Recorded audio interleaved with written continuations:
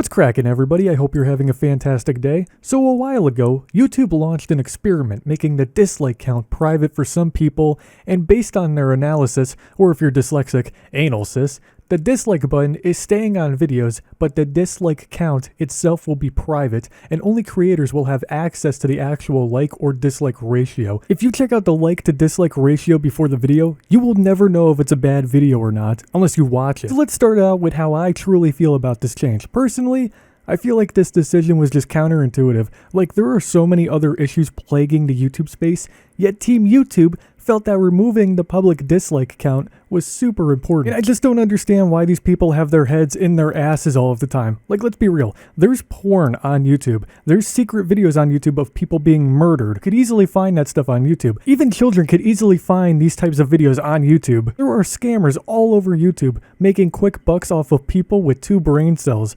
But apparently the dislike count was the biggest issue on the website since the adpocalypse of 2016 or 2017. There are a lot of flaws with this decision too, but I want to say that there is an actual positive to this change. So let me start off with the one positive of removing the dislike counter from the public eye. Small channels are constantly being bombarded by hate mobs and dislike mobs, and it's very discouraging for new content creators to keep pushing through because random people online are just attacking these small creators for no reason, not because of the content they make, but just disliking them for fun.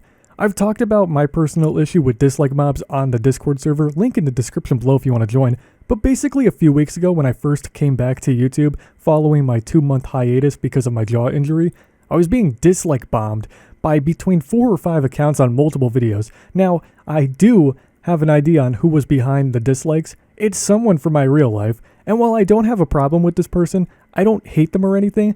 I just think that what they did, disliking my videos just to dislike them, was pretty petty, and I just don't appreciate that nonsense. However, dislikes aren't going to kill me, you know? Like, the dislike mob didn't affect me too much because my like to dislike ratio is pretty positive for the most part. I don't care personally when people just genuinely don't like my content. Like, if a person dislikes a video that I make because they just don't really enjoy it, then that's fine. That's their opinion, and I respect that. They can totally dislike the video. If I make a video on a hot take, like how milk is disgusting and people just don't agree with it, I really don't care at the end of the day because people who drink milk smell like cow pussy. What I have a problem with is when people abuse the dislike system in order to hurt a small channel or a small creator. So low-key, I have mixed feelings with the dislikes not being underneath my video by default anymore. But if there was a choice to turn them back on, I totally would, because I don't believe in suffocating the public's opinion on my content. That's the only positive part of this change that I can think of. Let's talk about the cons. Like I stated before, there are real issues plaguing YouTube, yet YouTube decided that removing the public dislike count was a much better update than removing videos with actual porn and gore and scams featured in them. Another issue is the fact that people can't warn new viewers of a terrible video ahead of time anymore. Dislikes kind of served as an unofficial review of a video before a person watches. It's kind of like a dictator of whether it will be an entertaining and informative video or not. So when a 40-year-old loser makes a 25-minute video talking about how to win a free PlayStation gift card or how to download Call of Duty Vanguard for mobile for free, an 8-year-old watching isn't going to know whether it's really a scam or not. On top of that, they'll be stuck watching a full 25-minute video of a grown-ass man rambling about how it isn't a scam. Here's another terrible example. Let's say YouTube decides to make another terrible rewind, and it's just a corporate pile of dog turd.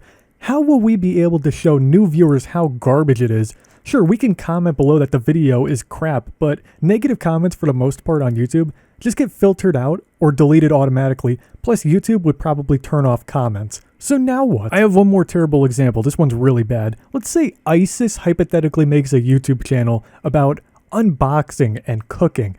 Well, everyone knows that ISIS is a terrible group of degenerates, but your great-grandmother with dementia or your little 4-year-old won't really know ahead of time because the public can't dislike bomb them. Well, technically they still could, but the public won't be able to see the dislikes. Do you guys see the problem here? Yeah, I don't know. I'm just really indifferent about this change on YouTube. So I guess we won't really know the long-term effects of removing the public dislike count for a few months. So until then, this is going to be a really weird ride. Make sure you guys leave a like on this video if you enjoyed, because apparently that's the only thing you can really do now. But yeah, let me know your thoughts and opinions in the comments below. How do you feel about this change on YouTube? Do you like it? Do you hate it?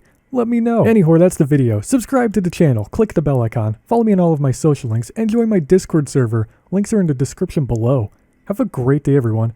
And remember that you should probably keep your 4-year-old away from the ISIS cooking videos.